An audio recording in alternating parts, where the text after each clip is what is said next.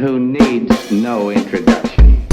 The Black Information Network is committed to bringing you up-to-the-date news stories that are relevant, informative, and inspiring. And while news stories are always being updated and others are breaking, we understand that you need to be in the know all week long.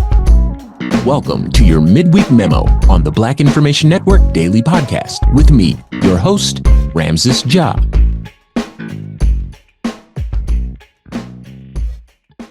Okay, for our first story, I'm going to do some reading. This comes from CNN. A federal appeals court said Tuesday that Donald Trump is not immune from prosecution for alleged crimes he committed during his presidency, flatly rejecting Trump's arguments that he shouldn't have to go on trial on federal election subversion charges. In a striking 57-page unanimous opinion, the panel of 3 D.C. circuit judges wrote that the justice system allowed for a former president to face charges for actions he took while in office, and that the public interest in holding a potentially criminal president accountable outweighed any potential chilling effect on the presidency.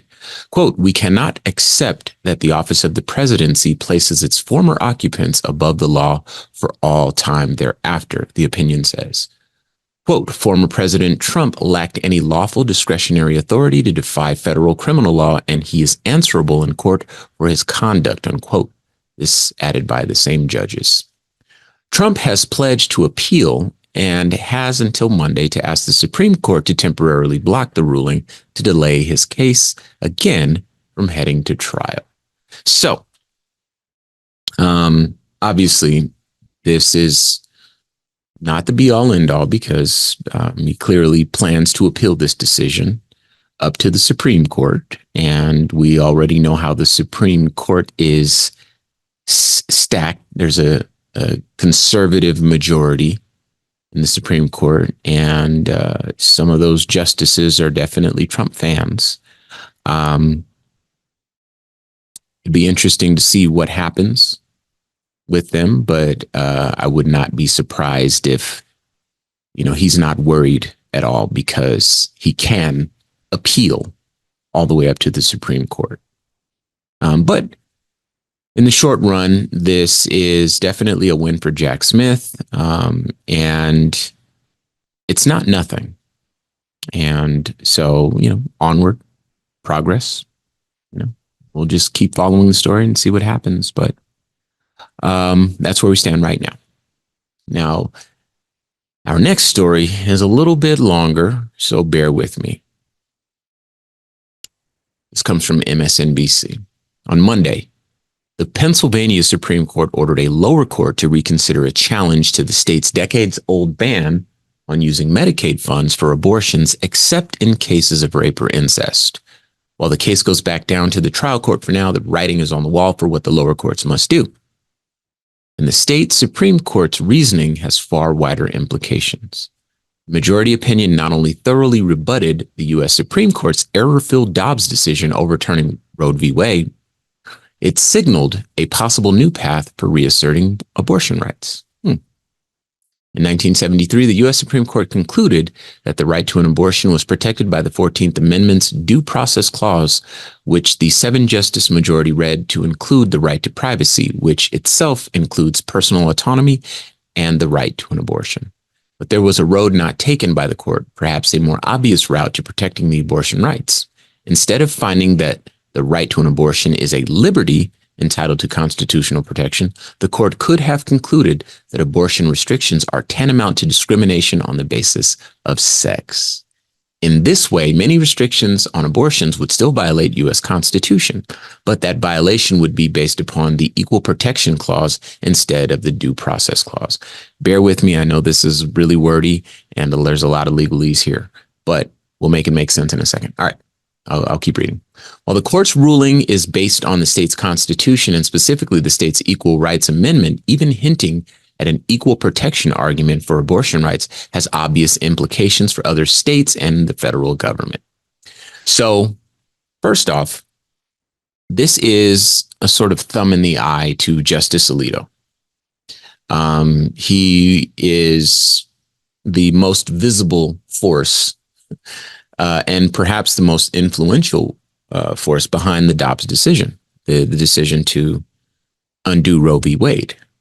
And as a result, he is a person that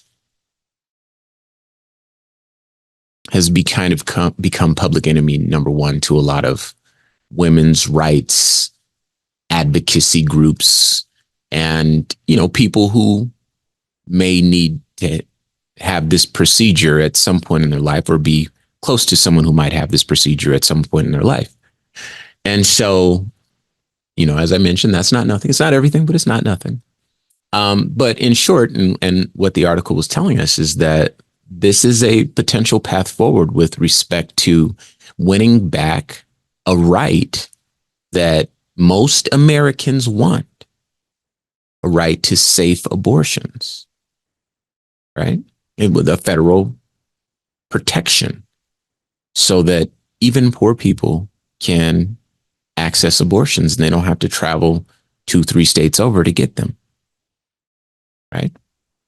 People feel that they should be the deciders of how many people are in their family, how many people they bring into the world. And having this additional path forward, this additional way of reinterpreting the Constitution in such a way that one could argue that abortion restrictions violates, the Equal Rights Amendment and the right to equal protection over sex. Again, that's not nothing. And just kind of lets a little bit of air out of the ball. So now Pennsylvania is kind of in the driver's seat. We'll see what happens, as things progress. But I know that a lot of legal scholars, a lot of lawyers, a lot of women's advocacy groups are paying very close attention to this.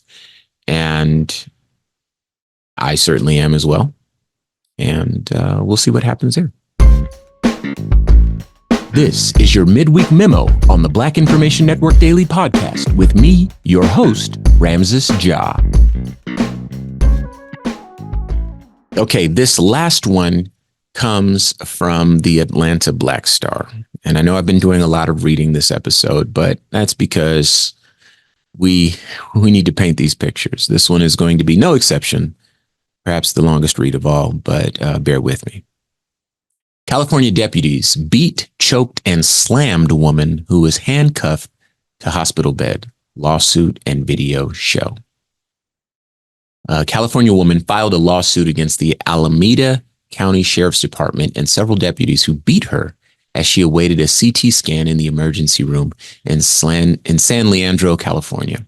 The lawsuit was filed on February 1st. According to the lawsuit, Malia Assad was in attendance at a court hearing at the Alameda County Superior Court on August 9, 2022, when a woman Assad had a restraining order against attacked her and, quote, repeatedly hit Assad in the head and face with a cell phone and her fist. Assad grabbed the woman's hair in an attempt to defend herself and stop the assault before sheriff's deputies intervened. Assad was initially relieved that two deputies, Ryan Connolly and Colin Lanahan, stepped in to rescue her, but they handcuffed her instead and caused her to hit her head on a table and, quote, temporarily lose consciousness as she, quote, lay lifeless on the floor, bleeding from her head and wrist. This is in the complaint. I'm going to skip ahead a bit, save you all the details. Again, this is at atlantablackstar.com if you want to check it out for yourself. But skipping ahead, Assad was taken to the emergency room at the Kaiser Permanente San Leandro Medical Center, and the on-staff ER physician determined that she needed a CT scan to rule out brain damage. However, Sergeant Ruth Jones, who is named in the lawsuit, objected and overruled the physician and ordered Miss Assad to be removed from the hospital without a CT scan being taken. Assad was shackled to the bed and began to protest after being told she needed a CT scan but would not be treated. Deputy Robin Turpal Hayer then grabbed Assad by the throat and viciously pinned her to the hospital bed while Lanahan, quote, savagely punched her in the head, causing her to lose consciousness once again. After Assad regained consciousness, Lanahan punched her again in an apparent fit of rage as she tried to remove her legs from his grip while she was put into a wheelchair. The hit knocked over the wheelchair and sent Assad onto the floor, where her head was hit again. One of the deputies is heard on his body cam screaming, "Don't you dare." Lanahan put his foot on her back despite her losing consciousness again, and she was transported to the Santa Rita jail. All right, so longtime listeners of the show know that I point out instances of police brutality, police violence. I am very critical of policing as an institution in this country because I feel that by being critical, we can point out some of the shortcomings. And by pointing out those shortcomings, there ultimately will be an impulse generated from the institution itself to repair these shortcomings. And until that day comes, I will remain vigilant and I will remain critical. What we have here is a Black woman who was herself attacked, again, by a woman she had a restraining order against.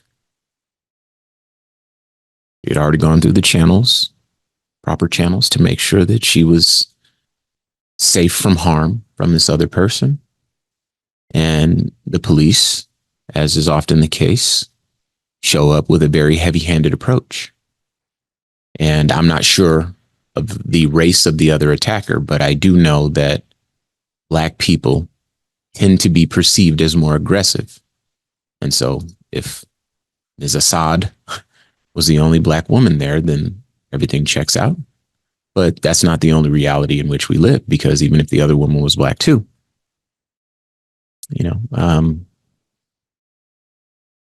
I don't see any investigation. I don't see any really fair treatment of the human beings. I see bullies. I see bullies way too often. And the unfortunate thing is that these bullies have guns and qualified immunity, and they never get punished. And they are often only bullies to Black and brown bodies. So again, there's parts of the article that suggest she's laying on the floor, bleeding out of her head while she's getting pat down and searched. Mind you, she's at the court, so she's already in a court building. I'm assuming that they don't let you into the court building without already searching you or at least passing you through metal detectors. But it just feels like a very violent, unnecessary, heavy-handed response to really anything. Breaking up a fight doesn't require cracking someone's head open. And then you have the second phase of this, where once she is at the hospital, the officers say, "Oh no, we're just going to transport her to jail. She doesn't need to be examined."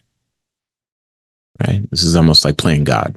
These police officers barely have, in order to be a police officer, you barely need a high school diploma. And they're going to overrule what indeed a doctor has suggested that the patient needs. And then, of course, she did exactly what we all would do. Hey, if the doctor said I need a scan on my brain, we should probably do what the doctor says, not what the police say. And her protest resulted in her getting beaten more. She ends up unconscious once again and transported to jail. Now, thank God for lawsuits, but the truth of the matter is that I know that a lot of people that have to file lawsuits, they don't always win. But many people would rather just not go through the ordeal in the first place. I was reading a story about a young man who was handcuffed for so long that he lost one of his arms. They put the handcuffs on him so tight that he lost one of his arms.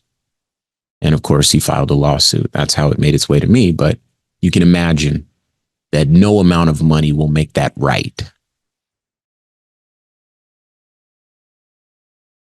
How much would someone have to pay you for one of your arms? Think about that. So, around here, we watch these stories. We report on these stories. And, as is our civic duty in a democratic society, in this democracy of ours, we compel each other to vote in local and national elections and shape the outcomes using the only tool that we really have.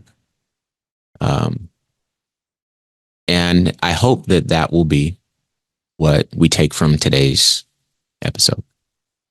Don't forget, these and other stories can all be found at BINnews.com. This has been a production of the Black Information Network. Today's show was produced by Chris Thompson. Have some thoughts you'd like to share? Use the red microphone talkback feature on the iHeartRadio app. While you're there, be sure to hit subscribe and download all of our episodes. I am your host, Ramses Ja, on all social media. And join us tomorrow as we share our news with our voice from our perspective, right here on the Black Information Network Daily Podcast.